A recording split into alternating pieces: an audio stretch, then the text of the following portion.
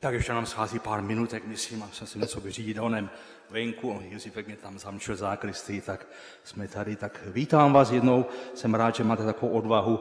Nebudeme to vždycky protahovat, myslím, to 40 minut, půl hodinka stačí bohatě po malých částech. Včera jsem měl jaksi pomší ve Francově Lhotě a páter Stanislav tam měl na předmší, pak tu přednášku, pak ještě zpovídání, pak adoraci.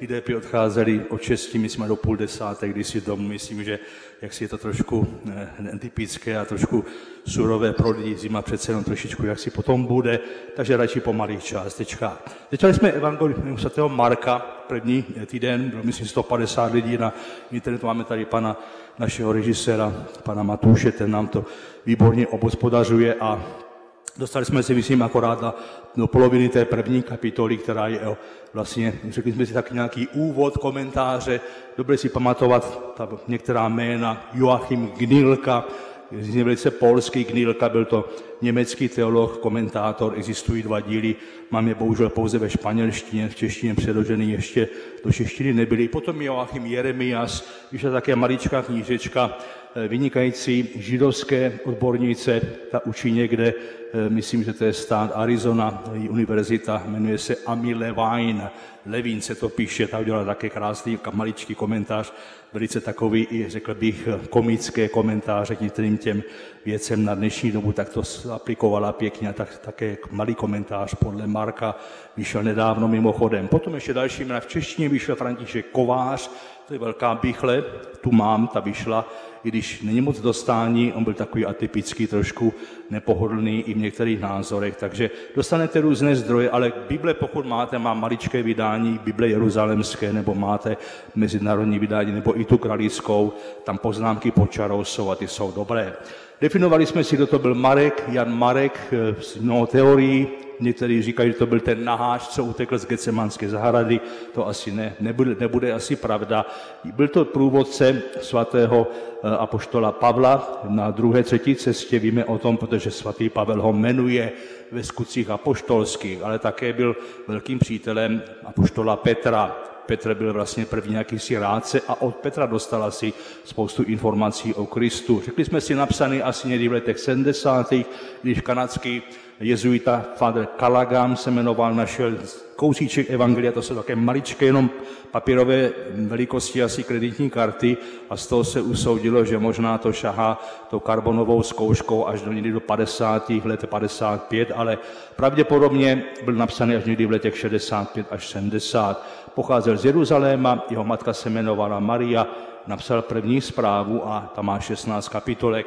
Řekli jsme si, že je atypický tím, že nemá žádný úvod a nemenuje vůbec nic o životě mladého Krista Pána. Nemá narození v Betlémě, nemá Ježíše vyrůstajícího v Nazaretě, nemá nic o jeho mládí, nemá ani genealogii, nemá žádnou zprávičku o 3 králích, o Betléma. Začíná vlastně velice krásně počátek evangelia.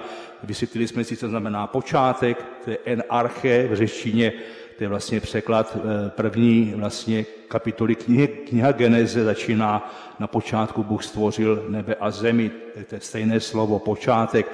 Řekli jsme si evangelia Ježíše Krista, Ježíš, Jezus, Jošua, velice jaksi známé jméno. Mimochodem překlad znamená, někteří používají překlad Jošua, což najdete také v knize Exodus. Je to jmenované, Ezdra ho také má. Ezdra to byl jeden z takových menších jaksi proroků postexilních a znamená to slovo Ježíš nebo Jahve je spása. Takže jméno Ježíše už má jméno Boha u svém jaksi ve vnitřku, jaksi Ježíš znamená Jahve, to je Bůh je spása. Josef Flavius, jmenovali jsme si několikrát, židovský historik, který popsal židovský národ, vlastně nejvíce ty židovské války, máme několik svazků, napsal židovské války a židovské zvyklosti, je to mnohočetné dílo, které má údaje, také vysvětluje to jméno. Kristus není příjmení, Ježíš Kristus to není jméno a příjmení. Kristus jsme si řekli, že znamená Mešia, pomazaný, jako byl pomazaný král David. některé rukopisy přidávají právě, a my to také máme, počátek Evangelia na křtí Ježíše Krista, Syna Božího, to v papírech už není. Je dobré si připomenout, a jedna otázka, která přišla, odkud máme ten text. No, text se dává dohromady z papíru, těch je několik set, že? A rozdíly mezi papíry jsou tisíce. Možná by stálo za to jednu přednášku, jak se přenášela Bible orálně, ale potom každý do toho dal něco osobního. Proto máme některé rozdíly četné mezi evangelisty, že Matouš má úplně něco jiného, i když kopíruje částečně i Marka v některých aspektech doslova, ale přidal něco, nějaký materiál, jmenuje se to Quae, podle německého zdroje Die Quelle. Materiál, který jaksi nemá Marek a který dostal potom a vzal také Lukáš. Tak se to vyvíjelo a některé výrazy, které tu potkáme v Evangeliu, nejsou v originálních papírech. Evangeliu svatého Marka jsme si řekli, a budeme o tom mluvit, také o takzvaném mesiářském sekretu nebo mesiářském tajemství, protože Ježíš Kristus až do kříže, což je kapitola 15. a 16. nechce, aby si vědělo, že je mesiášem, syn Boží. Zakazuje to mluvit všem, jako by se sám styděl, nebo dokonce existuje nějaká hereze, adopcionismus, že jako by to nevěděl, že je synem Boží. Marek je tím typický a budeme o tom mluvit potom stále, takže Mešia je pomazaný, pomazávalo se král se pomazával olejem, jsme si řekli. A to se také stalo a považuje tam ten na počátku Evangelia jsme si řekli, že má tam citaci z proroka Izajáše, i když to není jenom Izajáš, ale je to spojený s prorokem Malachiášem. Připravte cestu Páně, hlas volajícího na poušti, vyrovnejte stezky. To je kombinace dvou úryvků, jsme si řekli, prorok Malachiáš tady naznačuje i příchod Eliáše. Také jsme to zmínili, trošku to opakuju, aby ti, co tady nebyli, jak si nezačali úplně někde tam z nuly, aby měli také počátek něčeho, jak si toho, co jsme minule, jak si zmiňovali. Eliáš, ten přišel v podobě Jana Křtitele, aspoň čemu tomu věříme. Židé věří, že Eliáš ještě přijde. Před příchodem pravého Mesiáše Židé nepřijali Krista jako Mesiáše, přijde prorok Eliáš. To je ten, co byl 40 dní také na poušti, na Sinaji, že to je ten, co zmizel v hořícím voze někde v nebesích, veliký prorok, to je ten, s kterým Kristus rozmlouval, včetně Mojžíše na hoře Tábor. To je začátek a najednou vidíte první kapitola a přichází Jan Křtitel. Jan Křtitel, Jan, krásné jméno mimochodem, který právě je tím hlasem na poušti. Řekli jsme si něco o poušti, že je stejné slovní základ jako slovo, to je dabar, je také midbar hebrejsky, dabar midbar. Slovo a poušť mají stejný charakter, stejný kořen. To je zajímavé, protože na poušti se nemluví, tam žádné slovo není. Zmiňovali jsme se, že na poušti slovo je, kdo naslouchá pozorně, dělávali jsme to s poutníky, už to neděláme, někdo z toho má strach být sám chvilku sám ze sebou, bez hudby a bez pozadí, že? Ale je to dobré a je vždycky něco slyšet i na poušti a to je hlas Boží. Objevuje se Jan Křtitel, jméno Jan je krásné jméno, máme tu nějaké Jany, včetně našeho pana starosty, pochází z německého Johann Wolfgang Goethe, Johann Sebastian Bach, že v řeckém originále je to Johannes, pochází z hebrejského Jehojachan, což znamená mimochodem překlad Jahvova milost. Takže krásné jméno, pokud jste Jan, máte v jméně milost Jahveho, což je Bůh. Bylo to jméno mezi Židy v době Ježíšově velmi časté, velmi krásné. Občas to také dáváme při křtech, jsem rád, že poslední křty máme další v neděli o 9:30, už jsou samá krásná jména, byla Eliška, byl František, že už to nejde samé, nějaké takové ty americká jména už nefrčí a to je pěkné, že se vracíme k těm našim krásným svatým jménům. V lidském zákoně se nazývá baptizon. Baptizon znamená křest. Řekli jsme si, možná už jsme naznačovali, že to pochází z obřadu židovských, takzvaná mikva. Židé se stále umývají. A nejenom Židé, i muslimové. A když se modlí muslimové 5krát denně směrem k Mece, padnou na zem, že jednou se nám to stalo uprostřed pouti v Izraeli, že řidič autobusu vyšel a bez mlčky padl k zemi a modlil se. My to hluboce respektujeme. Vždycky dělají abluce. Abluce je umývání. Je to i dokonce před zdí nářků v Jeruzalémě, kde momentálně se nedostaneme. Židé také a muslimové také, když vstoupí do mešity, umývají si ruce i nohy. Jednou se mi stalo, že na letišti, myslím to v Paříži nebo kde, záchod byl toaleta totálně pod vodou, protože přicházeli muslimové, kteří se chtěli modlit a umývali si ruce a nohy právě na toaletách na letišti. Prostě neber se ohled, patří to k obřadu a ten obřad očišťování fyzického pochází právě z té mikva. Mikva je to slovo, které se jaksi používá při obmývání se vodou. Náš křest svatý je také omytí vodou, znovu, je to symbol znovu narození k novému životu.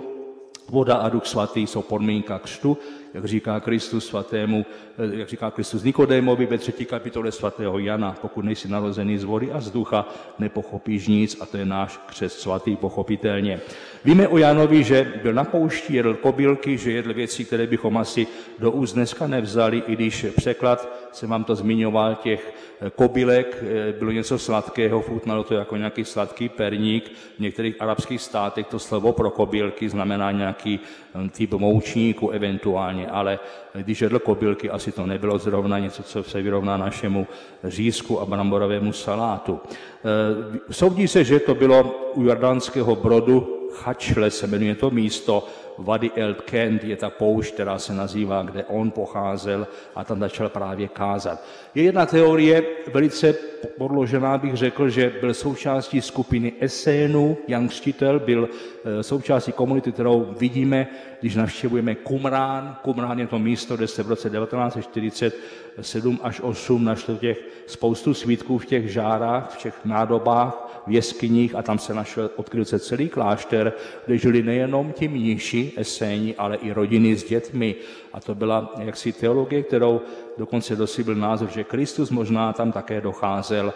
To byla boj mezi dobrem a zlem, mezi světlem a tmou. To byla opravdu teologie, byl velice vážný asketický řád, který bral jaksi tu bitvu mezi dobrem a zlem velice vážně a žil dobrým životem, aby se vyhnuli tomu zlému. Byla to komunita, která žila v poušti a Jan Křtitel asi byl součástí té komunity.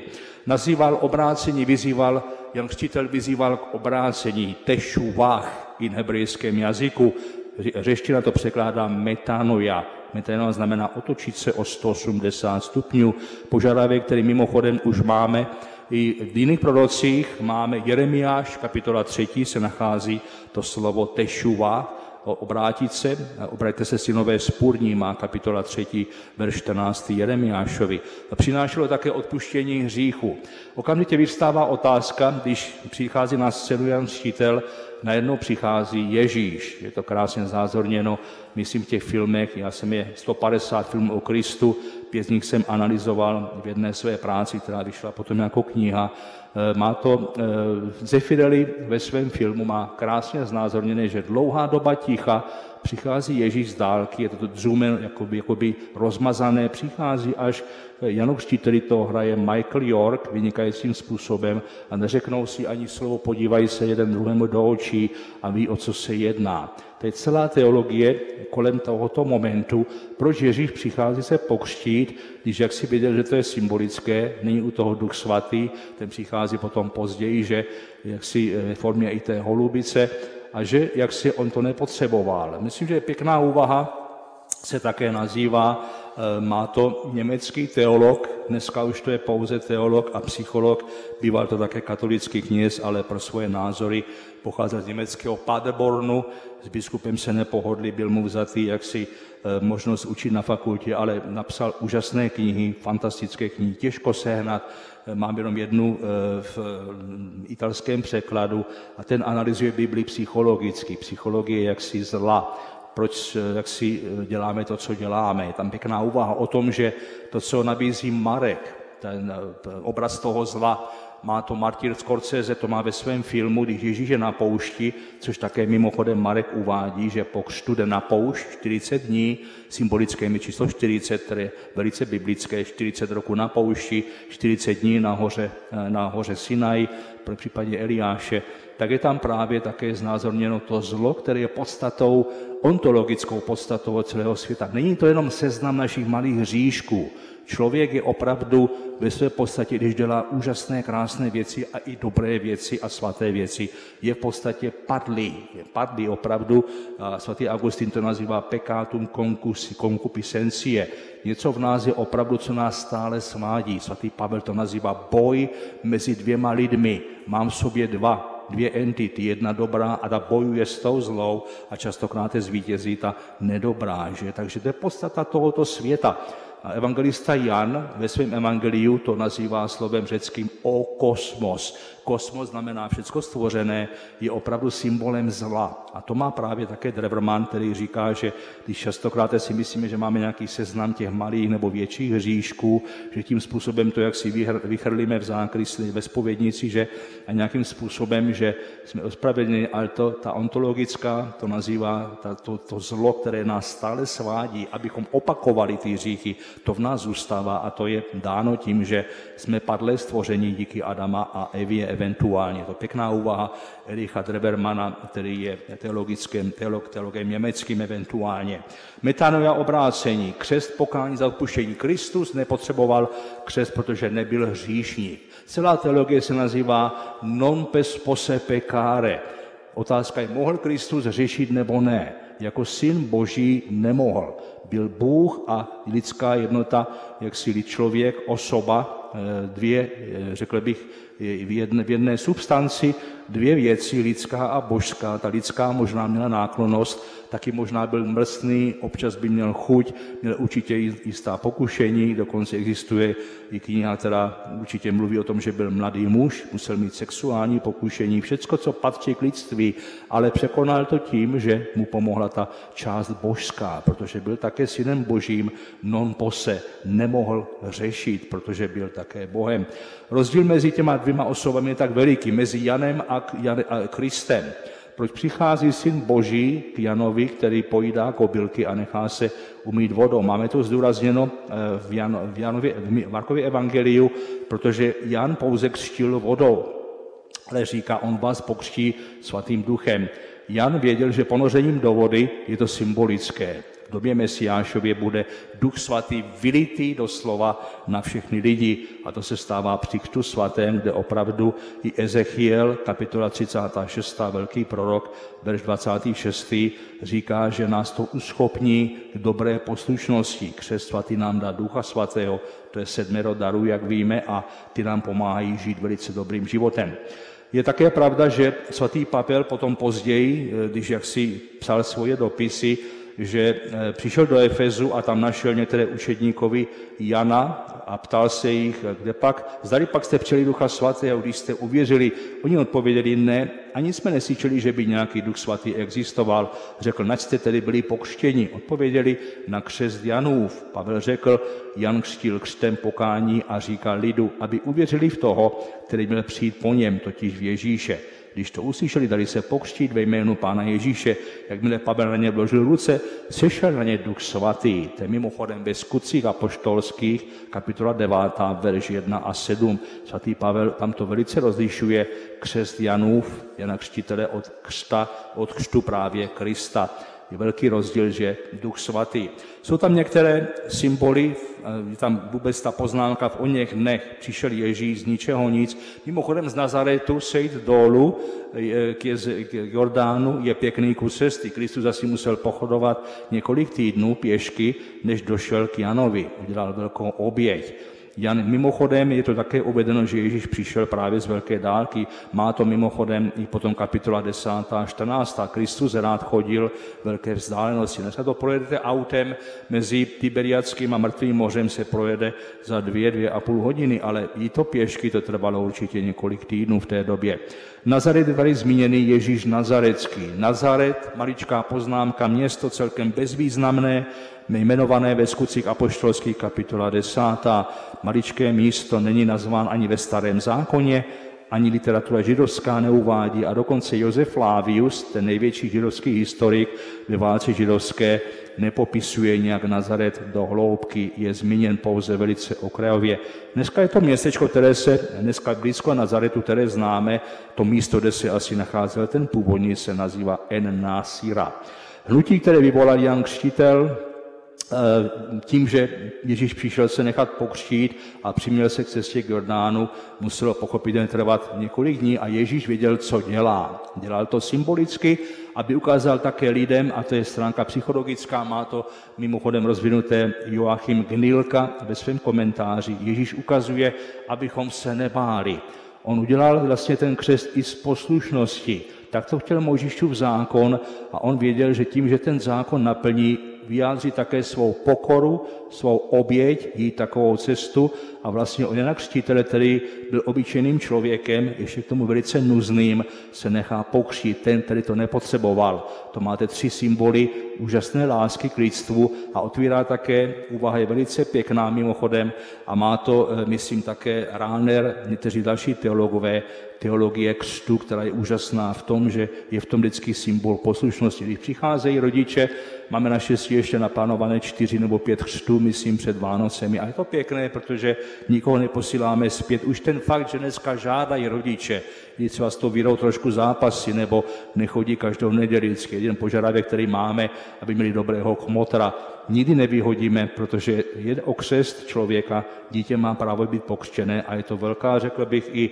pokora pro ty lidi, co ví, že třeba tu víru osobně, že s ní zápasí, ale chtějí přesto, aby dítě bylo pokřtěné. Myslím, že tam nacházím také jistou pokoru a obdivuju vždycky ti, co přijdou a žádají o křest. Byl to velký zážitek i pro okolní lidi, když to viděli pochopitelně. A jak vystupuje z vody, a to už jsme verš 10, uviděl nebesa otevřená a holubici sestupující. Nebesa otevřená, řecké slovo je skizo. Schizofrenie znamená rozpolcení člověka na několik částí, minimálně na 2.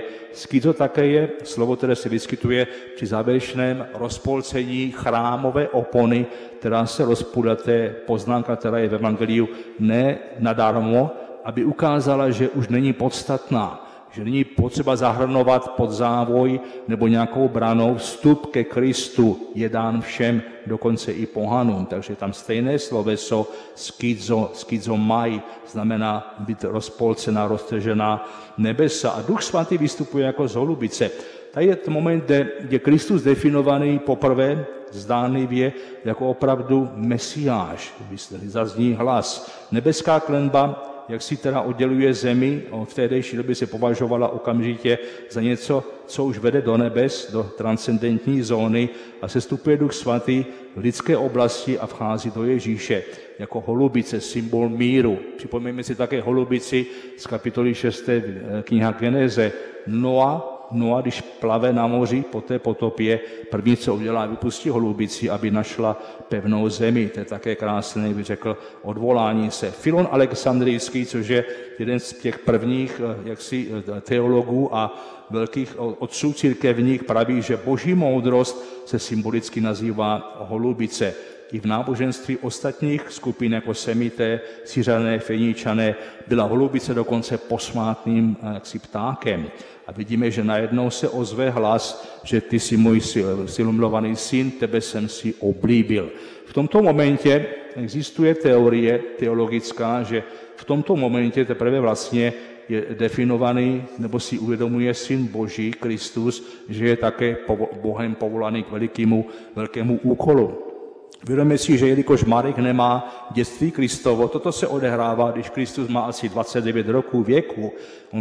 Kristus vlastně se pokřtil, odchází do Kafarna, jak uvidíme, potom udělá obrovské kázání nahoře, sejde jenom jednou v životě naposledy do Jeruzaléma, on tam chodil každým rokem na Velikonoce oslavovat Pezach, že je Paschova, to znamená Velikonoce, ale jednou se šel potom definitivně, nechá se ukřižovat a to je právě jaksi vyjádřeno v tom, že pravdu si uvědomoval až v pozdním věku eventuálně své božství. Tato teorie byla potom později marčonisté a tak dále a doketisté, že Kristus se pouze zdal tělesným jaksi člověkem, že byl Bůh, ale má nějakou formu, kterou my jsme nechápali. To jsou různé herezie, které byly v prvních koncilech církevních jaksi zdevalvovány a odzničené a kritizované, ale v tomto momentě je opravdu potvrzené, že on je speciální, on je special, je milovaný syn. Bůh říká, ty jsi můj syn, já jsem tě dnes splodil.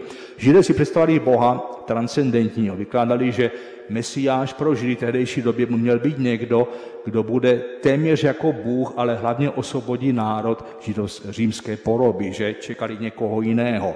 Nečekali jaksi člověka, Boha člověka, který se nakonec potupně nechá ukřižovat, což bylo totální zklamání pro židovskou kulturu toho prvního století. Ujištění je složenou větou ze Starého zákona, Žalm 2, verš 7, tam jsou ty slova, ty jsi můj syn. Izajáš, prorok, kapitola 42, také má slovo, tebe jsem si oblímil.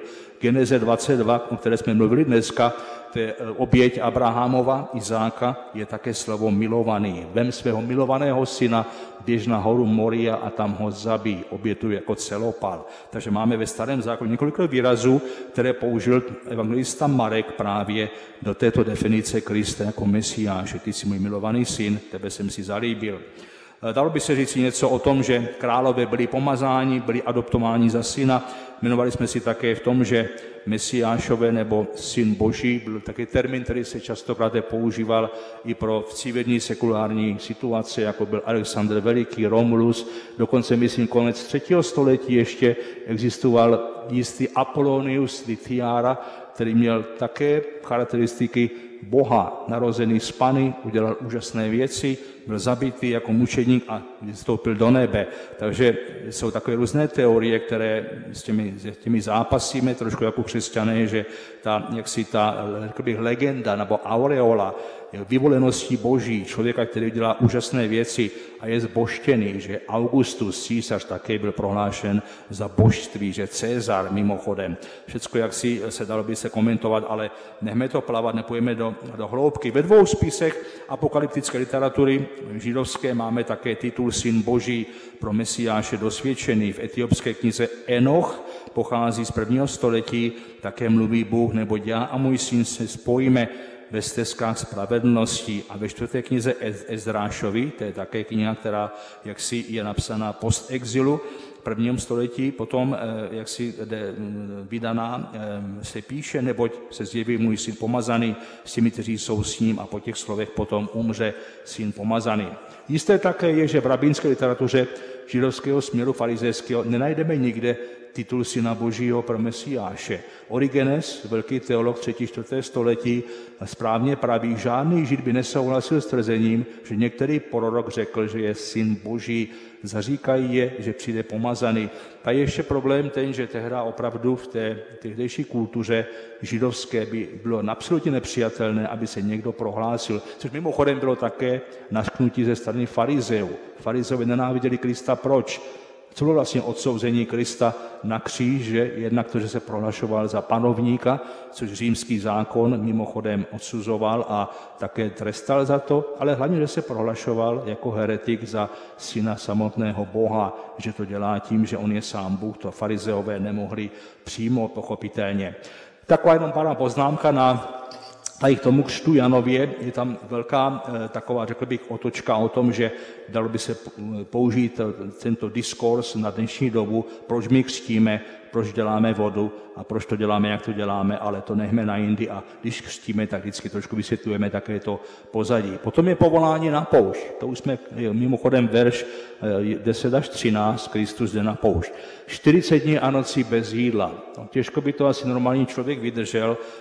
Normálně se říká, že 7 dní bez vody, nebo 5 dní bez vody, 7-8 dní bez jídla se dá přežít eventuálně, ale on je Syn Boží, on tam jde 40 dní. Symbolické číslo znovu, číslo 7 je posvátné číslo a 40 taky, jak víme, v Bibli svaté, a tam je a diskutuje s ďáblem. A to má krásně udělané úžasně Martin Scorsese ve svém filmu Poslední pokušení Krista, kde přicházejí různá zvířata, lev, pouštní had, A rozmlouvá je tam velký moment, asi 10minutová scéna. Kristus má metafyzické úvahy nad životem, smyslem a pokušením a mluví s těmito zvířaty.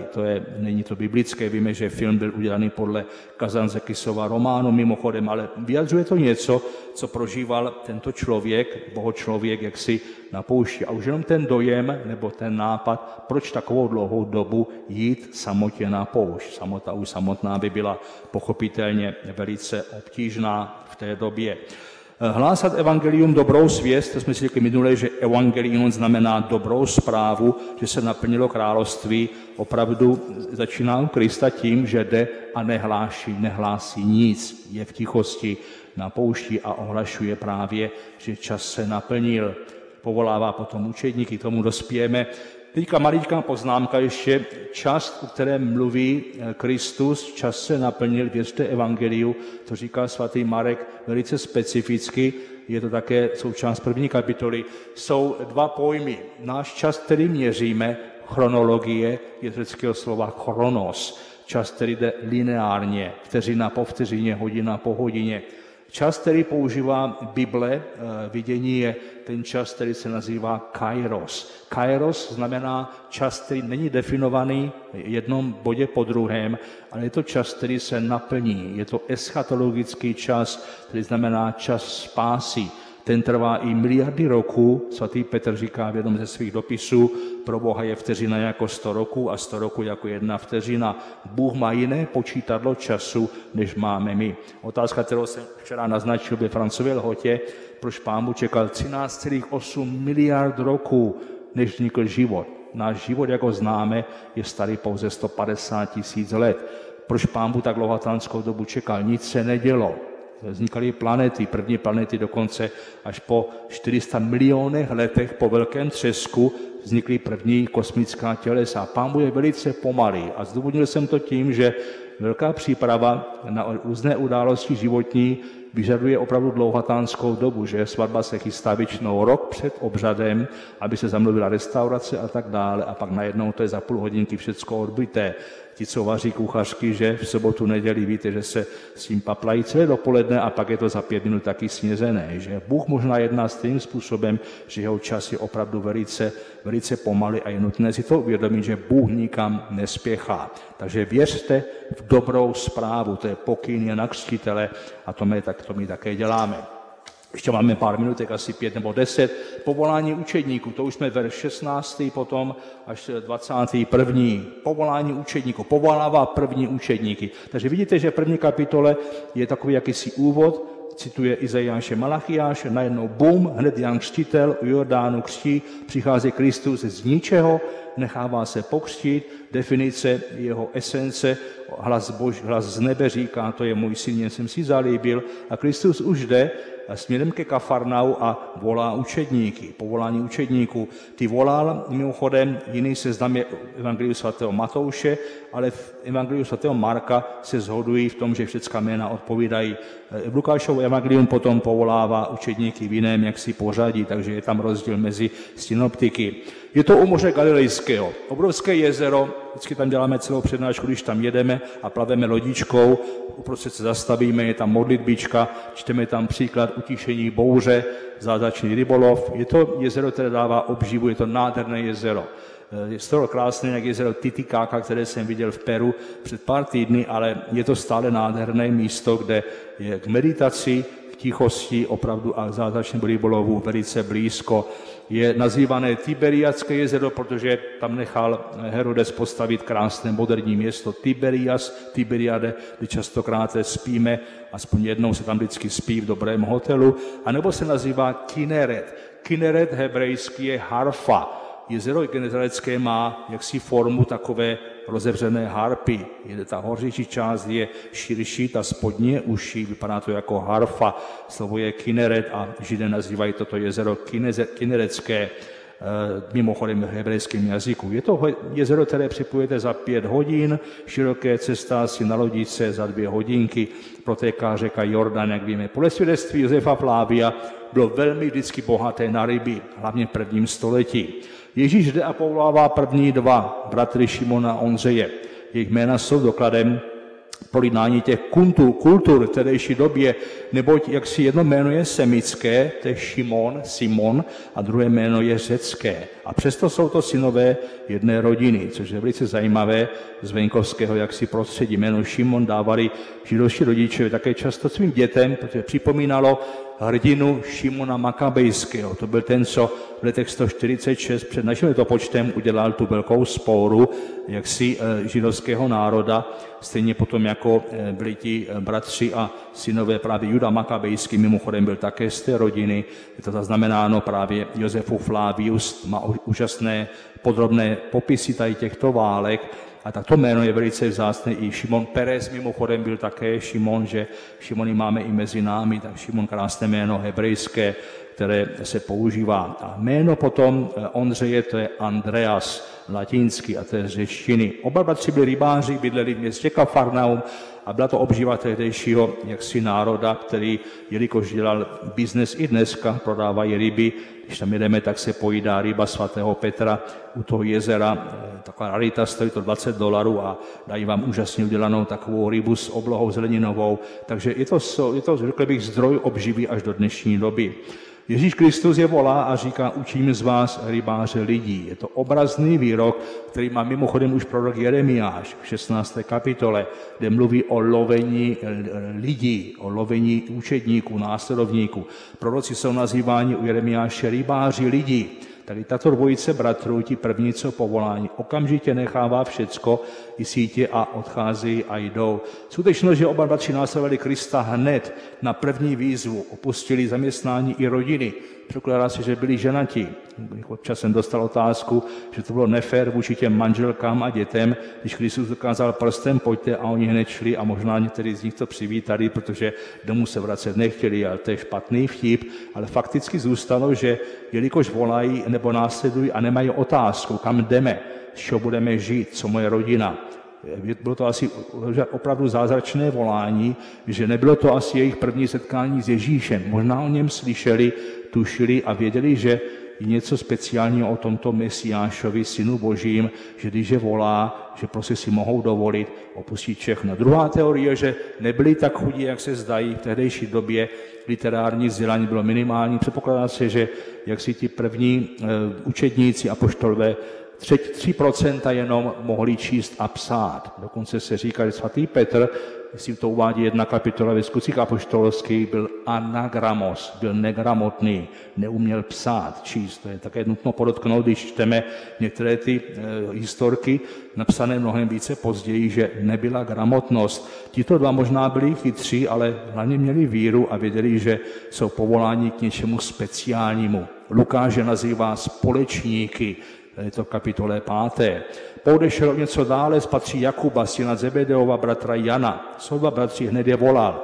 Tam je dokonce psáno, taková poznámka, že jak si byli po lovu, rybolovu a už skládali sítě. Měli vlastně po práci, skoro byla padla a on je zavolává a oni nechávají, všecko odchází. Slovo Jan mimochodem v řeckém originálu Johannes, jsme si jmenovali předtím, nazývá se Jehochanan, je to krásné jméno a nazývá, opakují znova, milost Boha, milost Jahveho. Takže máme dalšího Jana do seznamu apoštolů. Zebedeos v řeckém originále hebrejský Zabdaj, ve starší Zabadaj, jak si také jméno, které si častokrát v tehdejší době používalo. I tyto bratři okamžitě nechávají všecko a jdou za Ježíšem bez nejmenší odvolání se, poznámky nebo otázky. Tak to je povolání učedníků a hned přicházíme, to už jsme verš 21. a tím to ještě ukončím, tak ještě vydržte trpělivost, už máme 7:05, tak ještě 5 minutek. Synagoga Kafarnaum. Ježíš najednou po tomto povolání učedníků odchází a objevuje se v Kafarnaum. To je při pobřeží Genezareckém, tam se pravidelně jezdí a ukazuje se Šimonův dům. Je tam synagoga, která je velice dobře zachovaná až do dnešní doby, to pochází z 4. století po Kristu a je tam také místo, kde se údajně, kde byl Petrův dům, tam, kde Kristus už za pár veršů uzdraví jeho tchyni. Je tam krásné vykopávky, to udělal italský otec, jeden kněz tam pracoval který nějaké roky vydělal úžasné vykopávky, je to zakryté, že to jako moderní budovou, moderní kaple a vedle toho je právě to místo, kde je synagoga, kde pravděpodobně Kristus pravidelně chodíval a kázával tam. Takže Ježíš učil v Kafarnaum, jde a okamžitě učí. To je ta scéna, která se napojuje na další synoptiky, že potom dokonce učí v Jeruzalémě, když má 12 roku a ukazuje obrovskou moudrost. Ten jako mluvil s velkou autoritou, ne jako farizeové. Svědkem této události byli asi Petr, který informoval potom Jana Marka. Jan Marek, to je náš evangelista Marek, jak jsme si připomněli. Kafarnaum je složené hebrejské slovo Kefarnaum nebo Nachum. Nachumova ves se to překládá do češtiny. Město leželo na severozápadním břehu jezera Tiberiadského, 6 kilometrů na západ od Jordánu, který vtéká do jezera, při velké silnici, která vedla z Damašku k Středozemnímu moři a do přístavu Ptolemaidy. Takže významné místo i po stránce geografické a obchodní, bylo obchodním přístavem. Bylo také velkou celní pohraniční stanicí, mělo dokonce i vojenskou posádku. Dnes jsou na místě tohoto města zříceniny, které se nazývají Telchum. Synagogy, tím asi ukončím, byly v tehdejší době rozšířené místo jako naše kostely, do kterých chodíme denně nebo v neděli hlavně. Tehdy byla synagoga, která byla součástí povinné liturgie, odehrávala se v den, který se nazývá šabat, sobota, se chodilo do synagogy, tam se kázalo, každý měl možnost se požádat o tom, aby dělal kázání, četlo se tam z písma svatého, zpívalo se. Když se občas zavítá do synagogy na našich poutích, je tam, jsme vždycky velice vítáni, je tam oddělené místo pro muže a pro ženy, ty jsou odděleně, a je tam také místo, kde většinou bývá škola a děti se učí katechismus, například celou sobotu. Vždycky říkám, naše děti mají 1 hodinku týdně, někdy si stěžují, tam děti od rána až do večera žmoulají doslova, jak si memorizují Starý zákon, což je něco fantastického a stojí to za přemýšlení. Sloužila k vyučování synagoga a výchově podle zákona. Hlavní věcí v synagoze bylo čtení písma, zákon, to je Tora, 1. knih Mojžíšových, 5 knih Mojžíšových a proroci. Židé mají Tora, Nabím jsou proroci a Ketubím, to jsou věci, které jsou mudroslovné, jako kniha moudrosti, žálmy.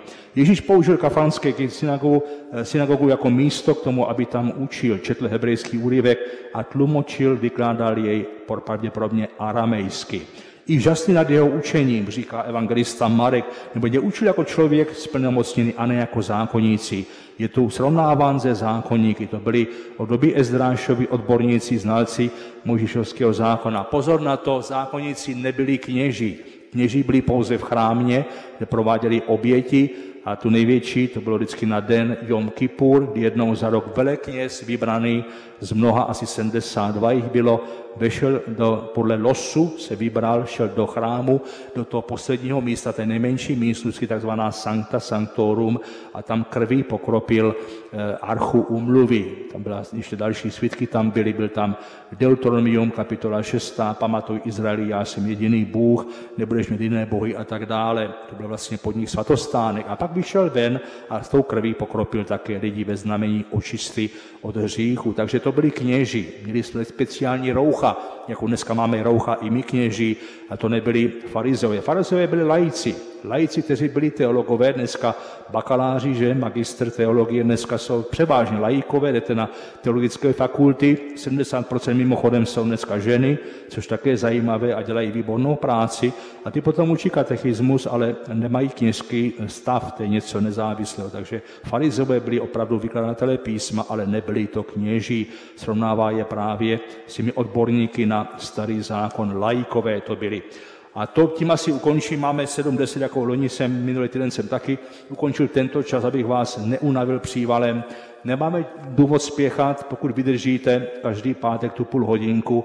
Jsme teprve v kapitola 1, já to vím, je jich 16, ale nikdo nás nehoní, můžeme tam strávit na tom klidně půl roku, kousek po kousku, je to na archivu, naší web stránce, kdykoliv se k tomu vracejte, a myslím, že minulý týden bylo 150 lidí, což je úctyhodné, a chápu, že každý den v pátek tady může sedět, takže máme dobrou věc, že to přenášíme na internetu. Děkuji panu Matoušovi za tu oportunitu a prosím pana Matouše, jestli by nám nedal 31. v úterý úterý, bude ta přednáška kosmologická, jestli byste nemohl posunout hodiny a bude to od 18 hodin, protože včera to byl celkem úspěch, přišlo pár e-mailů, zajímavé otázky o konci světa, tak to zopakujeme 31. v úterý v 18 hodin tady. Všichni vás Pán Bůh žehnej, dobrou noc všichni, přijďte zase na Marka příští týden, pokud budeme moci, si pomši tu půl hodinku všem, krásnou dobrou noc.